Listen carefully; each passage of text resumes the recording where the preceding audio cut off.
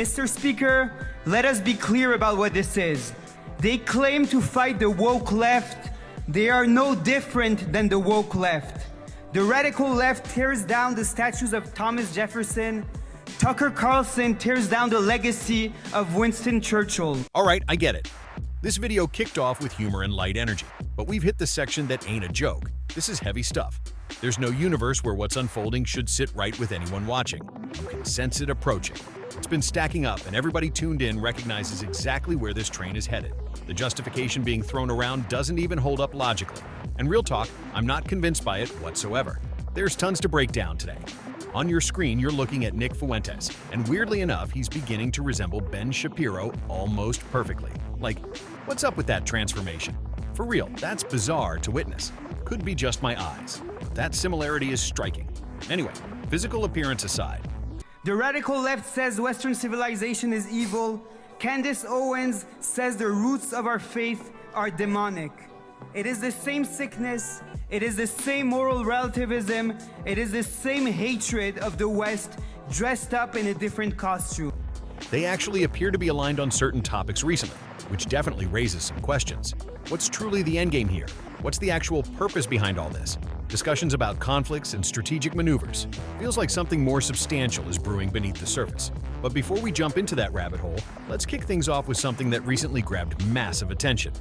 Candace spoke openly about a concern she carries that specific individuals might be targeting her from an organization rooted in the Middle East. That's a serious claim, and it sparked tons of conversation.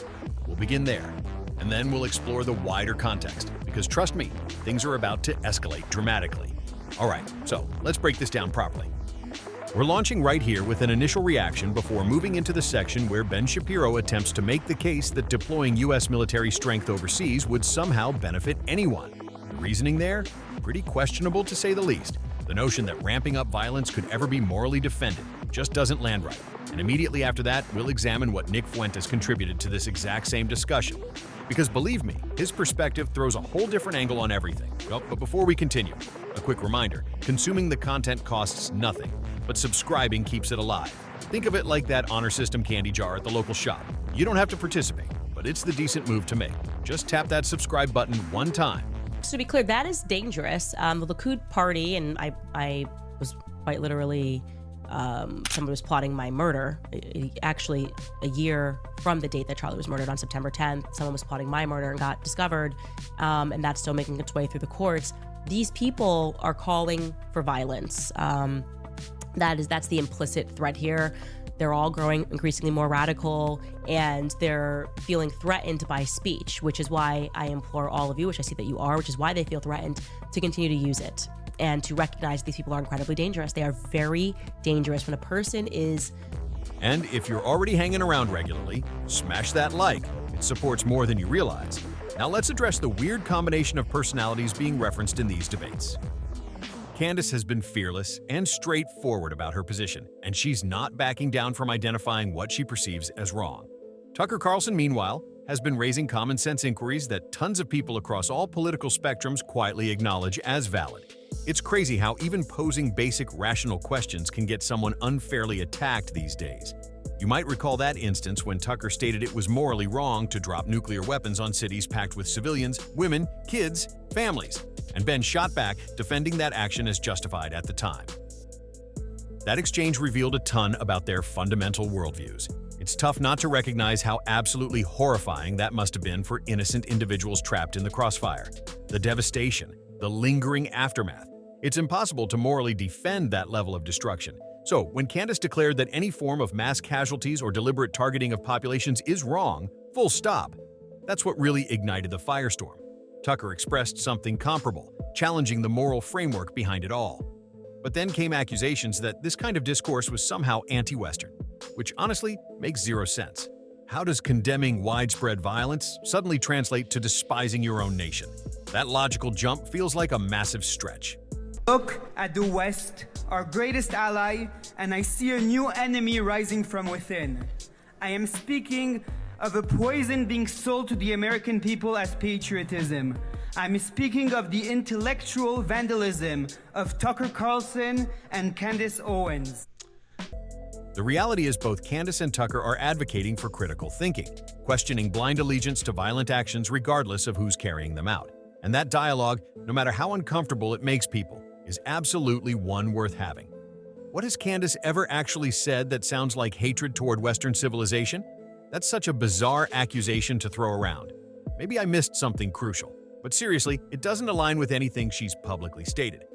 And that screenshot, wow, check out her facial expression. She looks like she's communicating back off right now without words. It's intense. Honestly, if you ever pause one of my videos randomly, I guarantee I never look normal either. Every single frame captures me mid-sneeze or halfway through some weird facial contortion. And it's a legitimate curse at this point. But let's get back to the main topic. Candace made it absolutely crystal clear. She stated without any vagueness, "If anything happens to me, everyone will know who's responsible." That's an incredibly bold statement. She's not being cryptic about where she believes the danger is originating. And that brings us to the broader picture. This sudden aggressive push by a handful of voices attempting to drum up discussion about military engagement against Iran. Here's the reality. Absolutely nobody in the US population wants that scenario. The general public, spanning all political affiliations, has zero interest in another conflict. People are exhausted from perpetual wars and empty rationalizations. The concept that anyone genuinely believes the American people would suddenly rally behind another massive military operation right now is completely unrealistic. But then you've got Ben Shapiro attempting to frame the narrative that attacking Iran would somehow be righteous, that it's fundamentally about protecting innocent civilians. Hold up, what? Since when does that justification suddenly materialize, especially when it's aimed at a nation's own population? The reasoning just doesn't compute. So now the argument is that the US should topple Iran's government to rescue Iranian civilians, the same civilians who are actively protesting their own leadership. That's confusing as hell, right? It's like declaring, let's safeguard them by bombing the country they inhabit. It doesn't make logical sense. And if we're being completely honest, the US hasn't exactly established a track record of intervening purely out of humanitarian compassion in that region historically. At this point, that would convince the United States and its allies that they don't have nuclear ambitions, that they aren't rebuilding their ballistic missile programs. All Iran is attempting to do right now is delay for a couple of days while they kill everybody. That is pretty obvious. Surprisingly, there is some conflict inside, according to the Wall Street Journal, the top echelons of the administration. President Trump is leaning toward authorizing fresh military strikes because his instincts are excellent when it comes to the Middle East, as he has proved over and over again. The Abraham Accords and the 12-Day War and the end of the Gaza War being excellent examples. So suddenly claiming that moral authority now, it feels wildly inconsistent, to put it mildly. The entire situation demonstrates how effortlessly narratives can get manipulated when people start cherry-picking, which causes to champion. Watching those contradictions stack up is genuinely unbelievable. So here's where things really begin escalating dramatically. The argument now is that after we obliterated portions of their infrastructure, Iran attempted to rebuild, and somehow that's being weaponized as justification for additional aggression. Let's be completely real here. Nobody wants Iran to possess nuclear weapons. Nobody wants any nation to have them. These weapons are far too catastrophic. And the planet would be significantly better off without them existing entirely. But simultaneously, it's not difficult to comprehend why certain countries might desire that kind of deterrent. Let's be brutally honest. No nation armed with nuclear weapons has ever faced invasion. It's a protective shield. And that's precisely why the tension keeps intensifying. You've got the US, Russia, France, Britain, India, Pakistan, North Korea, and yes, even Israel, though it's not publicly confirmed. So the whole debate about who gets to possess them isn't exactly balanced or fair. Now, attempting to portray Iran as an immediate global catastrophe while conveniently ignoring others holding the exact same kind of weapons feels like a blatant double standard. It's complicated, but it's also a conversation that demands brutal honesty, not manufactured fear tactics. Then there's this absolutely bizarre claim that Iran is about to turn violently on its own population, and that the US must intervene immediately to prevent it. Where's the concrete evidence supporting that? You can't just make claims that serious without substantial proof. And acting on unverified intelligence has gotten nations into catastrophic situations before. The conversation keeps looping back to this so-called moral reasoning, saying we need to protect civilians by launching devastating attacks. But come on, that logic doesn't hold water. You can't safeguard people by putting exponentially more lives at risk. It's tough not to observe that whenever massive financial opportunities or territorial deals get referenced, the protecting civilians narrative suddenly appears front and center. unwilling to say, here is what I did wrong, especially when that person has murdered tens of thousands of children, what they're doing down in Venezuela, Argentina, when they say the issue is people recognizing what they're doing. Argentina, they are tweeting. I mean, they are in the streets shouting against Zionism. And we're supposed to believe it's because everyone just hates Jews? Everyone hates God's chosen people? Or because you can no longer convince people that you are murdering, stealing, plundering, raping in the name of the Lord? I think it's the latter. But these people are dangerous. Okay, if anything happens to Tucker Carlson or me. That's interesting timing, wouldn't you say? And then comes the genuine fear of manufactured pretense. The concept that something could occur, something genuinely tragic, and it might be exploited to justify a larger military campaign. History has demonstrated that this kind of arrangement isn't impossible whatsoever. It's deeply unsettling even to contemplate. At the end of the day, pretending that massive-scale military action is fundamentally about compassion just feels morally wrong. It's one thing to hold political disagreements, but it's completely another to weaponize the concept of protecting people as justification for aggression. That kind of framing is not only misleading, it's genuinely dangerous. So yeah, it's incredibly frustrating to watch people manipulate language, ramp up manufactured fear, and then act shocked when others call out the manipulation. Nobody wants another perpetual war. Nobody wants to witness innocent populations caught in chaos again. Maybe it's past time leaders start being transparent about their actual motivations, because the world's exhausted from the same tired excuses dressed up as moral obligation. How exactly are we supposed to safeguard those protesters without deploying ground troops? What's the concrete plan here? Are they proposing we fire missiles, drop explosives, or strike key infrastructure, and then somehow claim we've rescued civilians? That reasoning doesn't compute at all. Be explicitly specific. What exactly are you advocating for? Because vague demands for action typically end up meaning something far more catastrophic once it's too late to reverse course. Let's rewind a moment. At the beginning of all this, the entire premise was built on unverified rumors, nothing substantiated. No legitimate sources, just speculation transformed into breaking news. And now, suddenly it's being discussed as if it's confirmed fact. That's a massive logical leap. When influential voices act on unverified intelligence and treat it like established reality, that's not just irresponsible, it's reckless and dangerous. Meanwhile, Iran apparently reached out expressing willingness to engage in dialogue. And the response? The window for negotiation is closed. Seriously? So we're just supposed to completely skip diplomatic channels? That's genuinely the position. Then those advocating for war should lead by personal example. If you desire conflict that desperately, go participate yourself. And continues to percolate. A lot of rumors that the Iranian government is going to move over the course of the next couple days in particular to completely shut down the protests, by which we mean mass murder everybody. According to the Wall Street Journal, the White House is weighing Iran's nuclear talks offer. This seems foolish to me. What exactly is it that Tehran would offer that would be in any way credible? What is the thing that would be in any way credible? They have lied every step of the way. They are quickly seeking to rebuild their missile and nuclear facilities. What could... Instead of dispatching other people's children into harm's way, look, if Israel's an ally, of course we honor our alliances. But defense doesn't translate to diving headfirst into every confrontation someone else initiates. It means responding only when there's undeniable proof of an attack and verified intelligence to support it. Otherwise, it's absolutely reckless to risk lives for something that might not even be factual. And that's what's genuinely frustrating here. This cavalier attitude that casually treats warfare like it's just another political discussion point. The dismissive tone, the absence of accountability, the ease with which military intervention gets casually tossed around. It's deeply disturbing. These are actual people's lives we're discussing, not abstract statistics on a digital screen. Nobody's claiming threats should be completely ignored, but let's not pretend. Protecting civilians translates to bombing their cities. That's not protection whatsoever. That's chaos disguised as humanitarian concern. If people genuinely cared about innocent lives, they'd focus on preventing violence, not igniting it. So when someone casually dismisses the concept of sending Americans into another war without any direct provocation or verified justification, that's when it crosses a moral line. Taking human life isn't some casual debate subject, and treating it like one, that's what makes this entire conversation feel so profoundly wrong. The way they're discussing this is completely unhinged from reality. We're talking about actual human beings here, not some theoretical numbers on a monitor.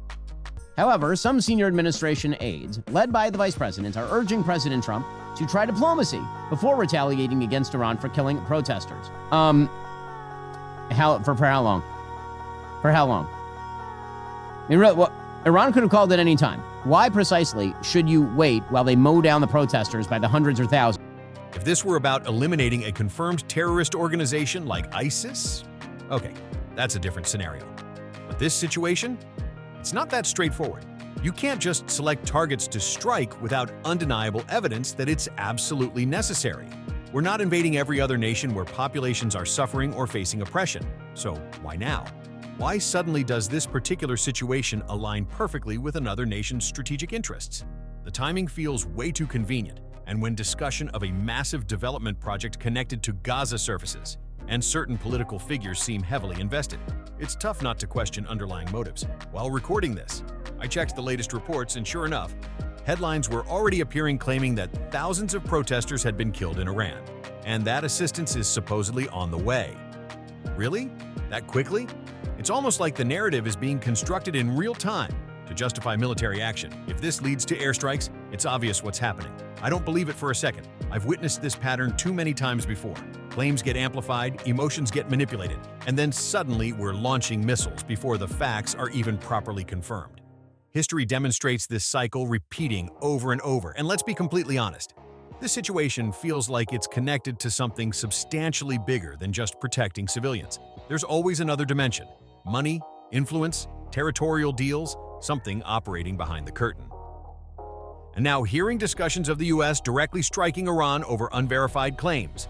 That's crossing a red line, period. That's not legitimate defense. That's reckless escalation. I never used to engage in these political debates because I didn't possess enough context. But now this feels fundamentally different. This isn't just about supplying weapons or offering political support. It's about direct action that could spiral into something absolutely massive. If this happens, it won't be because we're attempting to save anyone. It'll be because powerful individuals decided it benefits their interests. And for me, that's where the boundary gets firmly drawn. I'm not okay with it, not even slightly. This entire discussion exposes something far deeper than just a disagreement between commentators. It reflects how narratives get shaped, how public emotions get manipulated, and how fear can be weaponized as fuel for hidden agendas. Watching Ben Shapiro discuss this situation now feels completely different from how he used to communicate years ago. Once recognized for sharp, calculated reasoning, his arguments now feel rushed, emotionally charged, and stretched extremely thin. Almost like someone desperately trying to convince you of something they don't fully believe themselves. It's as if his entire logical foundation has lost its structural integrity. The confidence remains there, but the foundation underneath it feels completely hollow. The tone, the phrasing, the emotional manipulation. It doesn't sound like a person attempting to educate, it sounds like someone trying to persuade through sheer repetition. Speaking on Sunday to reporters on Air Force One, President Trump said that Tehran messaged Washington a day earlier that it was willing to enter negotiations over its years-long nuclear program. President Trump said a meeting is being set up, but that the United States was still looking at very strong options he could authorize before discussions. Well, if they wanted to, negotiate, maybe a precondition for the negotiation would be don't murder your protesters and turn the internet back on. How about that? How about you want to negotiate? You don't want the United States to, say, ship guns to the... And that's why so many people who once respected him are starting to distance themselves. You can detect it online. That quiet shift where people say, wait a second, this doesn't add up anymore. The irony is that none of this needed to become so divisive. If the concern was genuinely about peace, safety, and protecting innocent lives, the focus would be on diplomacy, not destruction. But instead, the language being deployed, retaliation, preemptive action, inevitable strike. Sounds like we're being guided toward another cycle of violence that history has already proven leads absolutely nowhere productive. It's also impossible to ignore how timing plays into all of this strategically. Every time global tensions escalate, there's always a rush of voices eager to pick sides, simplify complex geopolitical issues, and point fingers aggressively. In this case, Candace Owens and Tucker Carlson raised completely legitimate questions, moral, logical, and fundamentally human questions. And somehow, that was twisted into being labeled as anti-Western. That's not only unfair, it's absolutely absurd. Asking for moral consistency doesn't make someone an enemy of their country. It makes them a responsible citizen. Candace's statement, where she essentially declared, "If anything happens to me, you'll know who did it," wasn't paranoia speaking. It was legitimate fear from experience. She understands the power of public perception and how quickly criticism of powerful groups can become dangerous. That moment wasn't about politics. It was about how terrifying it feels when words alone can paint a target on your back. And then there's the bigger question that nobody wants to address. Who really benefits when these conflicts escalate out of control? Because it's never the regular people caught in the crossfire. It's not the families, not the civilians, not the soldiers deployed to fight. The ones who profit from chaos are always the same individuals, the ones who never have to experience its consequences firsthand. That's what makes this conversation so incredibly frustrating. The moral clarity that should unite people gets buried under mountains of fear-based rhetoric. When someone questions why the US should get involved in another Middle Eastern conflict, they're not being unpatriotic. They're being practical and realistic. Every time America has gotten involved in wars built on emotional justification rather than verified facts, the long-term cost has been enormous, both in lives and in national trust. Watching Ben Shapiro dismiss diplomatic outreach while demanding military action shows exactly how detached some commentators have become from real-world stakes. Saying the time for talk is over isn't displaying bravery, it's demonstrating recklessness. Because when the talking stops, the bombing starts, and the people who pay the ultimate price aren't the ones sitting behind microphones safely. It's also impossible to ignore how misinformation plays a critical role here. At first, claims appeared about violence erupting in Iran, thousands allegedly lost in protests. But then you examine closer, and the evidence isn't solid. No official confirmations, no verifiable sources, just headlines crafted to sound urgent and demand immediate action. And yet those headlines are sufficient to stir panic and justify intervention. This is a dangerous cycle we keep repeating. Speculation becomes breaking news, emotional reaction becomes policy discussion, and before long it's treated like an inevitability that can't be questioned. But it absolutely should be questioned, because every step taken in haste has real consequences that last for generations. And then there's the blatant moral double standard. If the same violence were happening in another part of the world, say an African nation or Southeast Asian country, would the global media be demanding missile strikes? Probably not at all. But when it happens in regions tied to US interests or certain strategic alliances, the urgency skyrockets overnight. It's selective morality, and people are starting to notice the pattern. What's even more concerning is the casual way that violence is discussed now in media, talking about targeted strikes, neutralizing threats, or removing regimes, as if those sanitized phrases don't translate to human lives being destroyed. It's all carefully sanitized language, clean words hiding brutal reality. We forget that behind every so-called strategic action, there are people, families who will never recover from the trauma. And yet somehow it's treated like a chess game on a global board. That's the real moral decay. When the suffering of others becomes just another talking point to score views, when debates or secure funding becomes the priority. This is why so many are growing tired of voices like Shapiro's on this subject. It's not just disagreement anymore, it's disappointment. Because the people who built their platforms on logic and reason are now leaning into the same fear tactics they once mocked relentlessly. Meanwhile, those who try to speak with empathy are accused of weakness. But empathy isn't weakness whatsoever. It's the only thing that stops humanity from destroying itself completely. Wanting peace doesn't make you naive, it makes you awake to reality. The more we examine these patterns, the clearer it becomes. Fear is profitable, outrage is marketable, and the media knows it perfectly. That's why the framing always leans toward escalation, because chaos drives clicks, drives funding, drives influence. But peace? Peace doesn't sell as easily. Peace doesn't make people tune in with adrenaline pumping. Still, there's power in refusing to play that game. There's power in saying, no, we're not doing this again. We're not falling for recycled justifications dressed up as moral duty. Because if history has taught us anything valuable, it's that real patriotism doesn't come from cheering for war. It comes from demanding accountability before action. It's heartbreaking to think how many times this exact same conversation has played out historically. Each generation swears it's different this time, that this conflict is necessary, that this situation is urgent and unique.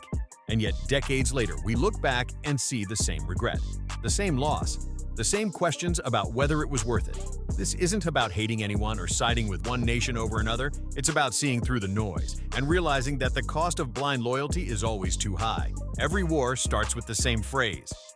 We have no choice, but there's always a choice. The choice to wait, to think, to demand proof, to look deeper before acting. The way forward isn't through bombs or outrage. It's through transparency, understanding, and compassion. The world doesn't need more fire. It needs calm voices willing to question the sparks before they turn into flames. At the end of the day, what we're witnessing isn't just a political debate. It's a moral test. How much are we willing to believe without evidence? How far are we willing to go before asking who benefits from this? And maybe that's the real question behind everything. Who profits from chaos? Because whoever it is, it's never the people. It's never the family struggling to live normal lives under the shadow of decisions made thousands of miles away. The truth is simple. Empathy and logic should never be opposites. You can care deeply about safety, freedom, and justice, and still believe that diplomacy is stronger than destruction. Those ideas aren't enemies. They're partners in any society that truly wants peace. So, before we let anyone convince us that more violence is necessary, maybe we should remember that real strength isn't found in how loudly we can shout, but in how wisely we can act. If you've been watching and you've made it to this point, thank you for keeping an open mind. Don't forget to like this video, subscribe for more in-depth discussions, share it with others who care about truth over fear, and drop your thoughts in the comments below. Let's keep this conversation real, and I'll see you on the next one.